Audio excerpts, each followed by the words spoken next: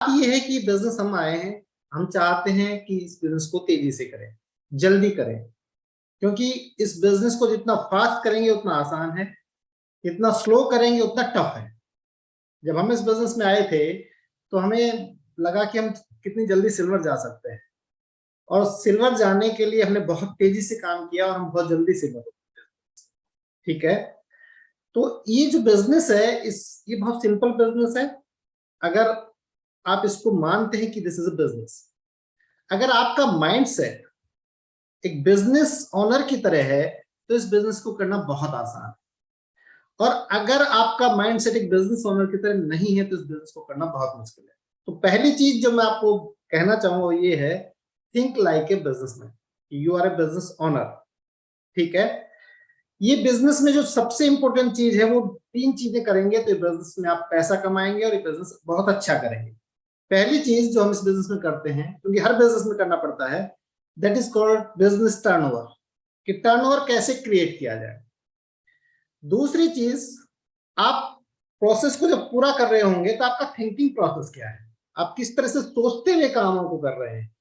और तीसरी चीज, किस तरह से आपकी करेक्टरिस्टिक है। ये बिजनेस बाकी बिजनेसों से थोड़ा सा अलग है। बाकी बिजनेसों में आपने सामान बेचा and that's all, turnover create किया, पैसा कमाया, टर्नओवर क्रिएट किया, पैसा कमाया। यहाँ टर्नओवर के साथ साथ आपको टीम हैंडलिंग भी सीखनी पड़ती है।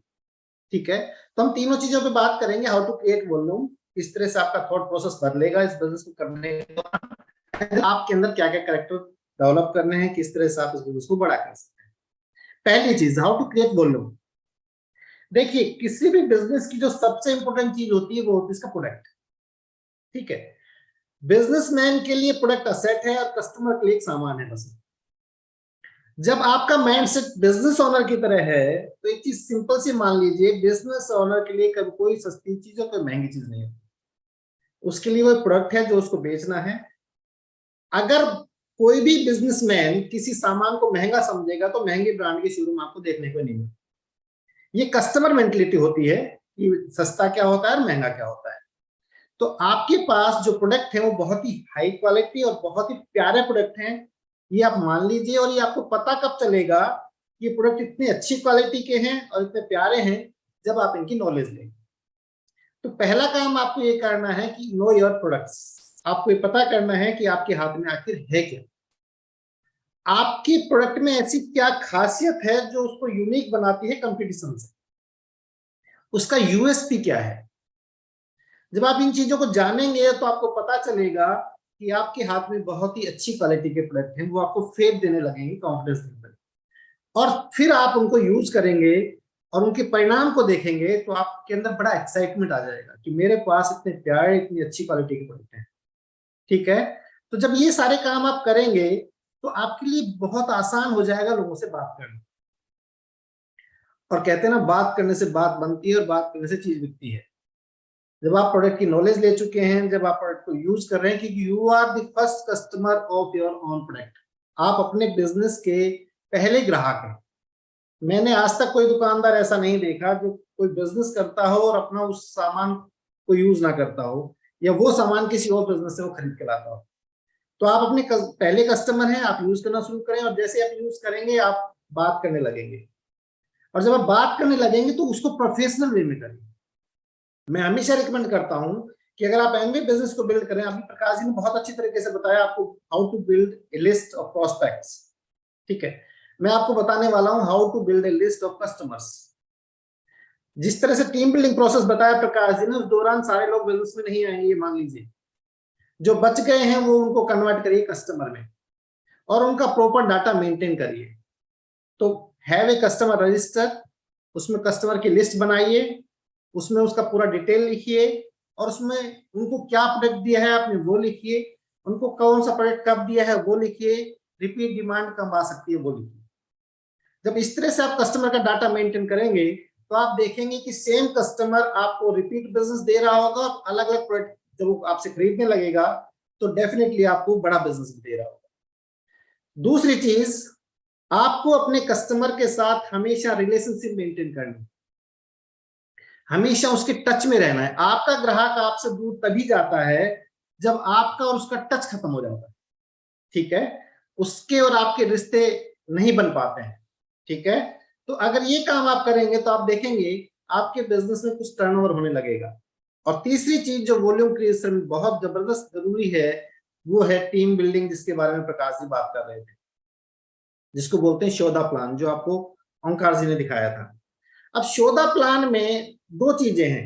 अगर आप इस बिजनेस को फास्ट करना चाहते हैं तो जितने प्लान दिखा सकते हैं उतने दिखाइए। अगर हम अपने केस की बात करें तो हमने कभी प्लानों को काउंट नहीं किया कि हमें कितने प्लान दिखाने हैं। हमने ये देखा कि जिसको जो सामने आ गया उसको प्लान दिखाया। उस समय में इस समय में थोड़ा फर्क है। अब आपको थोड़ा प्रोफेशनल वे में कांटेक्ट करना पड़ता है, फिर इनवाइटिंग करनी पड़ती है, क्यूरियोसिटी अप्रोच करना पड़ता है। पर हमारे टाइम में फोन वगैरह थे नहीं, मोबाइल का जमाना था नहीं, बेसिक फोन भी लोगों के घर पे थे नहीं। तो हम तो क्या करते, घर पहुंच जाते, सीधे दरवाजा खटखटाते, अगला मिल गया तो प्लान दिखाते, दैट्स ऑल। और प्लान कई बार तो जब तक दिखाते रहते जब तक वो हानि बढ़ जाती। अब थोड़ा सा चेंज हो गई ये चीजें। पर मैं एक चीज बोलूं, आप प्लान कैसे दिखाते हैं डजंट मैटर, आप प्लान कितने एंथुजियाज्म से दिखाते हैं दैट मैटर्स। हमने बहुत गलत गलत प्लान दिखाए हैं, फिर भी रिजल्ट आए। और हमने ये देखा, हम थोड़े से जब बिजनेस को सीख गए तो हमने बहुत अच्छे तरीके से प्लान दिखाया, लोग नहीं बिजनेस में आए। तो जो सबसे इंपॉर्टेंट चीज है वो है आपका एक्साइटमेंट लेवल। जब आप किसी को प्लान दिखा रहे हैं तो उसको लगना चाहिए कि इसके पास ऐसा कुछ है जो मेरे पास नहीं है, समथिंग इज मिसिंग, मेरे अंदर कुछ ऐसी चीज नहीं है जो इसके पास है। ये अपने जीवन को लेकर के और अपने बिजनेस को लेकर के बहुत एक्साइटेड, जो एक्साइटमेंट मेरे पास नहीं है। कई बार तो पता है आपका एक्साइटमेंट ही लोगों को बिजनेस में ले आता है। कई बार तो लोग कहते हैं जी ये तो समझ में नहीं आया कि बिजनेस क्या है, लेकिन ये समझ में आ गया कि आप कर बहुत जोर से रहे हो इसको, ठीक है। तो प्लान उतने दिखाइए जितने आप दिखा सकते हैं, न कि जितनों से काम चल जाए। ये काम चलने वाला बिजनेस नहीं है। काम पता है, काम मेंटलिटी, काम चलने वाली मेंटलिटी जो मेंटलिटी होती है, एक बिजनेस ओनर की मेंटलिटी नहीं होती।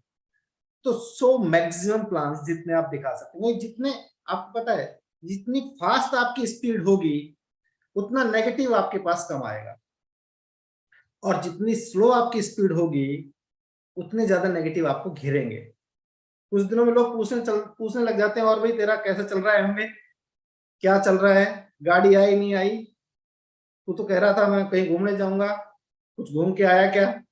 लोग लोग बैचलर बच्चे से ये नहीं पूछते कि तेरी शादी हुई या नहीं हुई, उससे ये पूछते हैं कैसा चल रहा है तेरा एमवे, तेरी कार वार आई या नहीं आई। तो लोगों को ये तो पता है कि एमवे चल गया तो कार तो ये लेके आएगा, और लोगों को ये भी पता है कि चल गया तो फिर ये बड़ा ही बन जाएगा। तो लोग बहुत नजदीक से आपको देख रहे होते हैं। इसलिए मेरी सलाह ये है कि आप इस बिजनेस को जितना फास्ट करेंगे उतने तेजी से लोग आपकी तरफ अट्रैक्ट होंगे, ठीक है। और जब ये तीनों काम होंगे तो आपके पास आएगा पैसा, और मनी गिव्स मोटिवेशन। जब पैसा आता है ना तो बहुत एक्साइटमेंट आता है। जब हम सिल्वर हुए थे ना, सिल्वर, तो हमारा आई थिंक 33,000 का चेक आया था, और पूरे खैरतल में ये हल्ला मच गया था कि भाई इसके 33,000 आए हैं, क्योंकि उस समय 33,000 बहुत ज्यादा। और फिर वो जो पैसा आया था ना उसने लोगों को बिजनेस में गिरा दिया ला के। लोग मीटिंग में बैठने लगे, भर भर की गाड़ियां दिल्ली जाने लगी, और वहां से मोमेंटम क्रिएट हुआ, ठीक है। जब मोमेंटम बन जाता है तो, और लोग बिजनेस में आ रहे होते हैं तो उनको संभालना भी जरूरी है, नहीं तो फिर फैल जाएगा, कहते हैं ना रायता फैल जाएगा।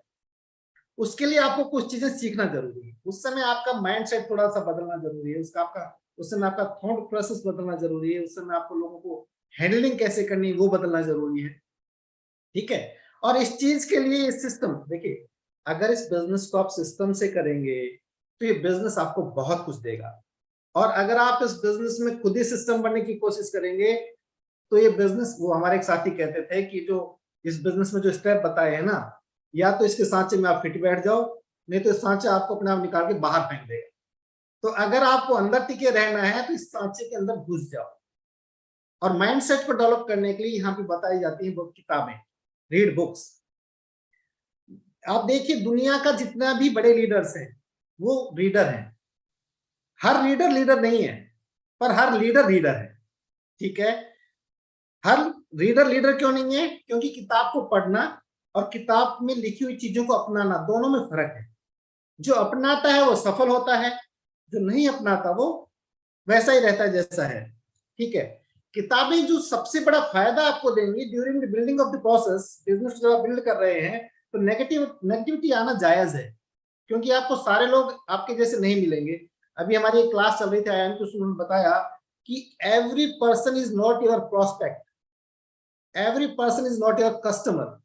तो हर एक आदमी इस बिजनेस में नहीं आएगा, हर एक आदमी आपका ग्राहक नहीं बनेगा, पर इतना मान लीजिए कुछ तो होंगे। तो जब आप काम कर रहे होंगे लोग आपको नेगेटिव देंगे और किताबें आपको नेगेटिव से बचाएंगी।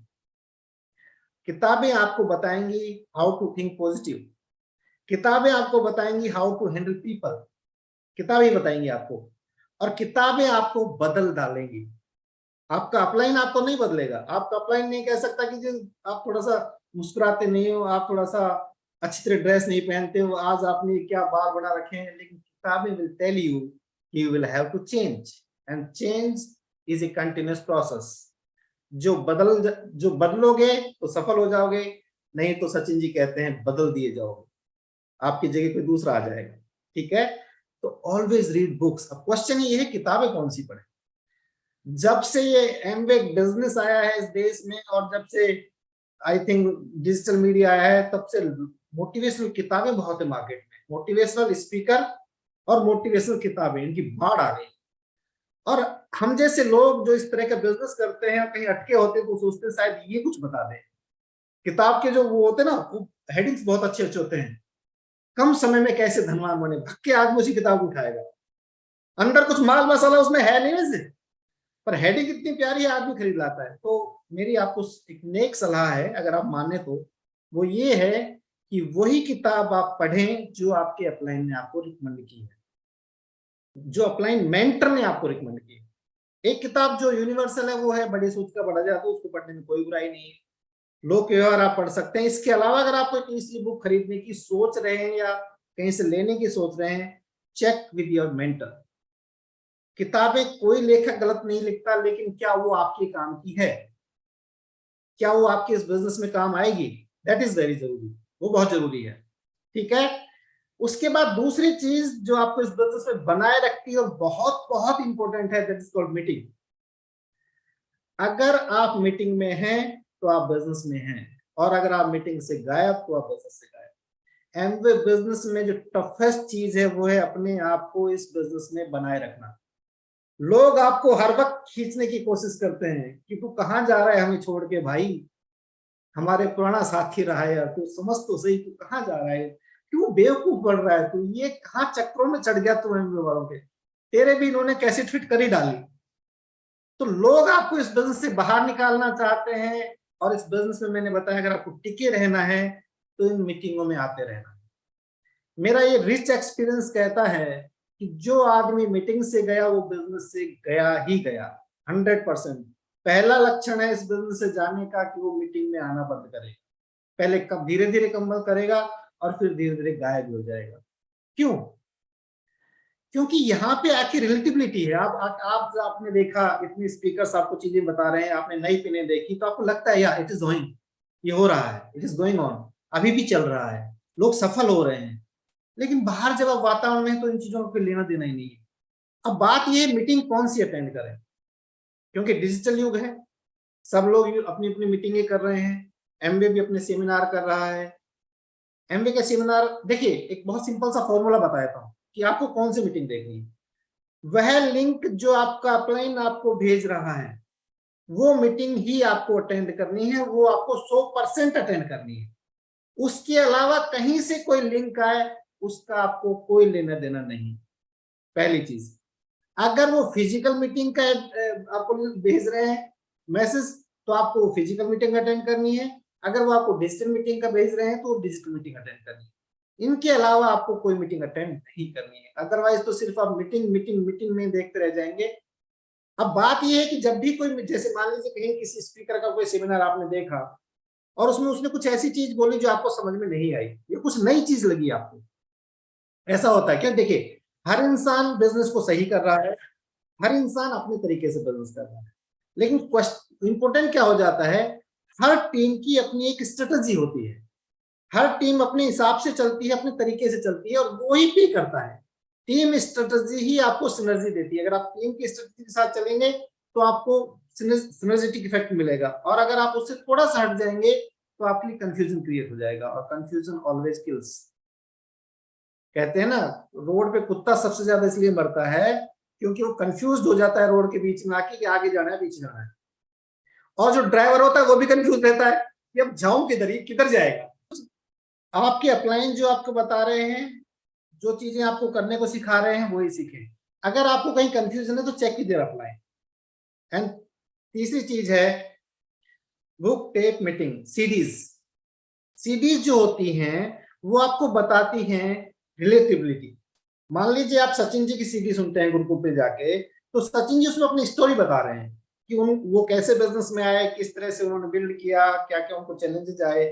तो उनकी स्टोरी सुन के आपको लगता है कि सेम यही घटना है तो मेरे साथ घट रही है, और जब इनका इतना बड़ा बिजनेस हो सकता है तो मेरा भी हो सकता है। ठीक है। इसी तरह से जो टीचिंग सीरीज है वो आपको बताती है how to build the business.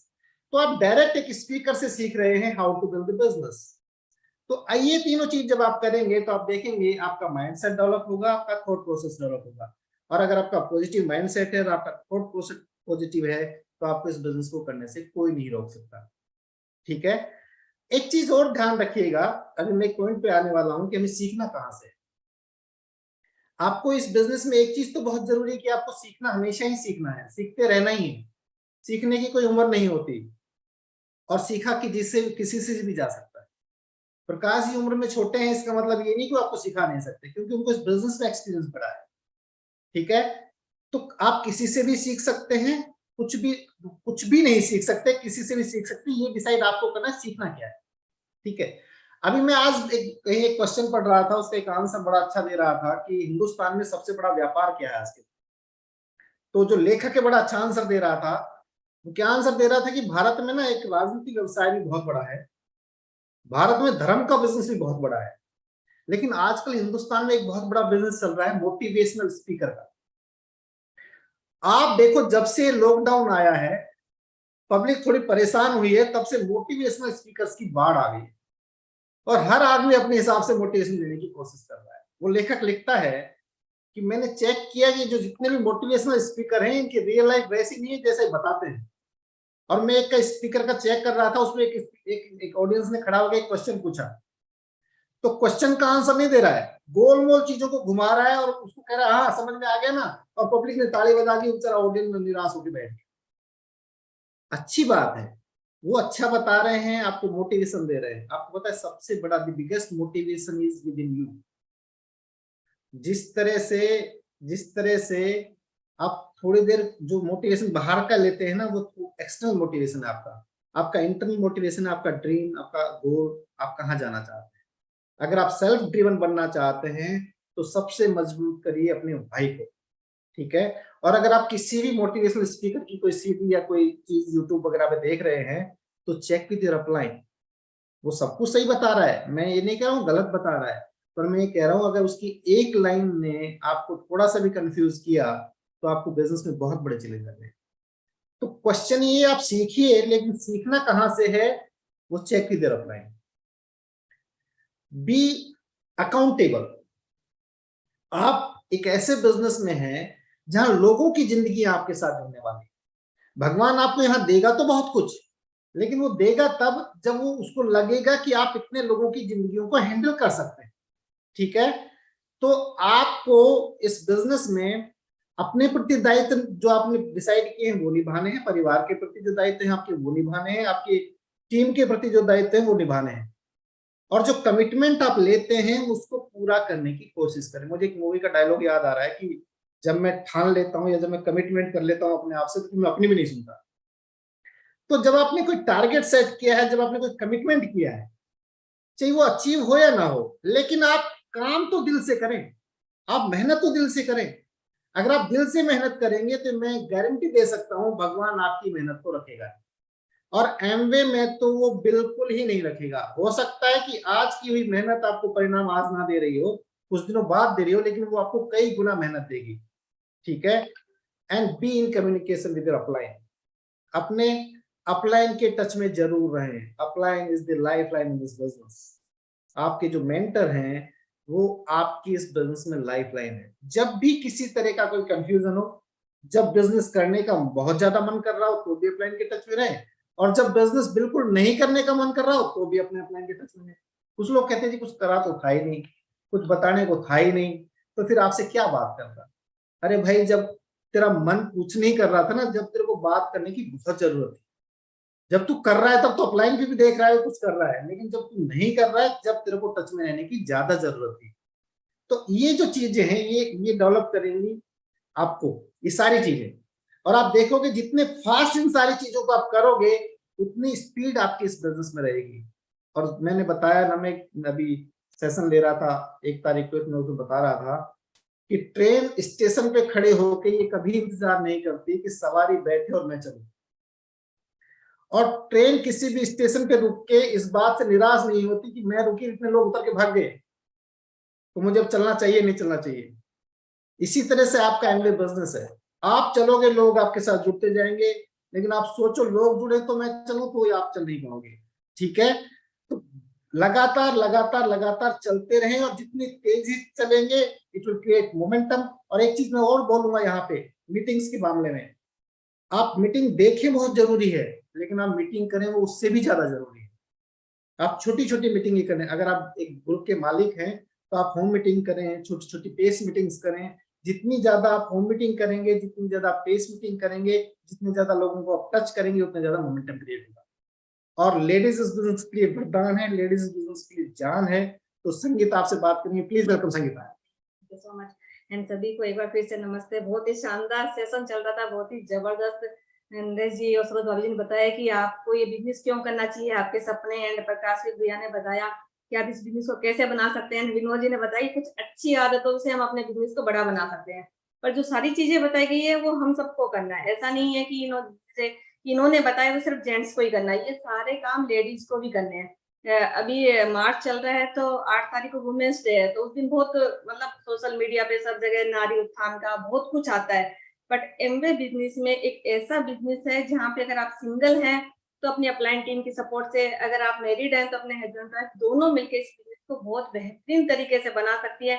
And जो कहते हैं ना कि जो रियल में जो नारी उत्थान है वो इस बिजनेस में होता है। एंड बहुत अच्छे से बताया कि कैसे 100% प्रोडक्ट यूज करना है। एंड मीटिंग में, हर मीटिंग में दोनों को बने रहना है, क्योंकि इतना कि हम सेहत के लिए तो बहुत अच्छी अच्छी चीजें खाते हैं, पर माइंड को भी अच्छा चाहिए, तो वो इस बिजनेस में हमें मिलता है। मीटिंग एक वो एरा है, वो जगह है जहां हम अपनी सोच को पॉजिटिव करते हैं, अपने बिजनेस को बड़ा करते हैं। ठीक है ना। एंड जो सारे काम बताए गए वो सब करना है, और लास्ट में अच्छे रिश्ते के साथ इस बिजनेस को करना है। और जहां कुछ समझ में नहीं आता वहां आप अपनी अपलाइन लेडी से पूछ सकते हैं कि इस बिजनेस को कैसा बढ़िया बना सकते हैं, क्योंकि ये इस बिजनेस में ही खासियत है जहां आपको ये मौका मिलता है कि आप आपके अपलाइन आपको आगे बढ़ाने के लिए तैयार है। सो मिलके इस बिजनेस को बिल्ड कीजिए, एक बहुत खूबसूरत लाइफ आपका इंतजार कर रही है। Thank you so much. Thank you Ishwar ji. सुंदर, बहुत ही बढ़िया तरीके से देखिएगा। आपकी बिल्डिंग खड़ी हो रही है, लेंटर पे लेंटर डलते चले जा रहे हैं, चाहे आप मल्टी स्टोरी खड़ी कर लीजिएगा, ठीक है ना। बट जब ये स्टोरी खड़ी हो रही है तो एक चीज मैं जरूर कहना चाहूंगा, आदमी बनाता है अपनी आदतें और उसकी आदतें बनाती है उसको। अच्छी बात यह है कि आदतों को बनाया जा सकता है, ठीक है। अच्छी आदतों के साथ जीना आसान है और बुरी आदतों के साथ जीना आसान नहीं है, उनको अपनाना आसान है। तो अच्छी आदतें बनाओ, और ये सारी आदतें अगर आपने बना ली ना तो ये बिजनेस आपके रिफ्लेक्शंस में आ जाएगा, और रिफ्लेक्शंस में जो चीज आ जाती है वो तेजी से ग्रो करती है, ठीक है। आगे बात करते हैं कि जब ये बिल्डिंग खड़ी हो गई है, सपनों का महल खड़ा हो गया है, और उस खड़े होने के बाद उस पर फिनिशिंग कैसे की जाती है, क्या गलतियां ना हो जाए, गलती से भी गलती ना हो जाए, नहीं तो लीकेज रह जाएगा, दीवार गिर जाएगी। और उन सारी चीजों के बारे में बात करने के लिए यहाँ पर एक बहुत ही ग्रेट पर्सनालिटी मौजूद है। मैं उनको यहाँ पर इनवाइट करना चाहूंगा, mister Gopi ji and Savitri ji. Thank you sir ji.